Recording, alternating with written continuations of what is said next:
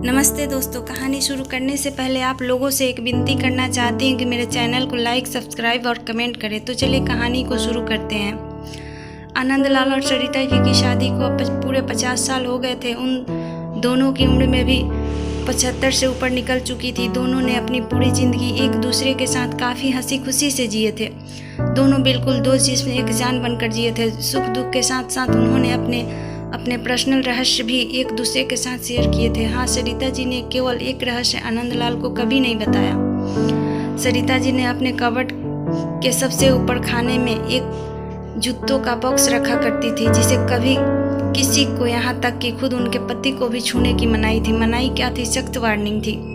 सरिता जी ने पति से कह रखा था कि समय आने पर वो उस बॉक्स का राज उन्हें जरूर बताएगी। आनंदलाल को भी इस बात से कोई परहेज नहीं था। हंसते खेलते कई दशक बीत गए, उम्र ढल गई, शरीर कमजोर हो गए और कई बीमारियां हावी हो गई। सरिता जी बीमारियों से जूझते जूझते हार मानने लगी। तब अपना आखिरी समय करीब है यह जानकर उन्होंने आनंदलाल को अपने पास बुलाया और अपने जीवन का वो मात्र एक राज जो उनके कबर्ड में बंद था उसको उससे परिचित करवाया। सरिता जी ने अपने पति को उस बॉक्स को लाने के लिए कहा। आनंदलाल उस बॉक्स को लेकर आए और उसे ओपन किया तो वो देखकर हैरान रह गए कि उस बॉक्स में 2 खड़ूसी हुई छोटी डॉल और ढेर सारे नोट थे।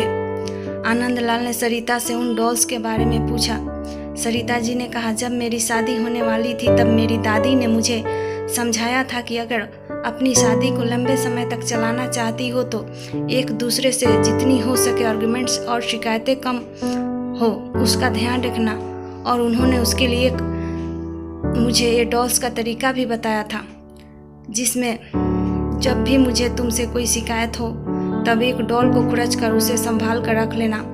सरिता जी की बात सुनकर आनंदलाल की आंखें भीग गई, क्योंकि पिछले 50 सालों में सरिता जी को उनसे सिर्फ 2 बार शिकायतें हुई। ये विचार ही उनके लिए काफ़ी सुखद था।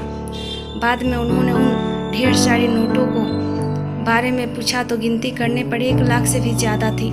सरिता जी ने कहा कि ये नोट मैंने तब इस बॉक्स में डाली जब मैंने आपके साथ कोई खुशी या संतोष के पल बिताए। आनंदलाल जी ने अपनी पत्नी को गले से लगाकर रो पड़े और फिर बोले, मेरे किसी जन्म के पुण्य ही होंगे जिससे मुझे तुम पत्नी के रूप में मिली। दोस्तों, छोटी सी इस पति पत्नी की प्रेम कहानी में जो पत्नी ने तरीका अपनाया था, अगर वह हर पति पत्नी अपने जीवन में वही तरीका अपना ले तो हजारों रिश्ते जो छोटी छोटी बातों पर बिखर जाते हैं वो बिखरने से बच जाएंगे।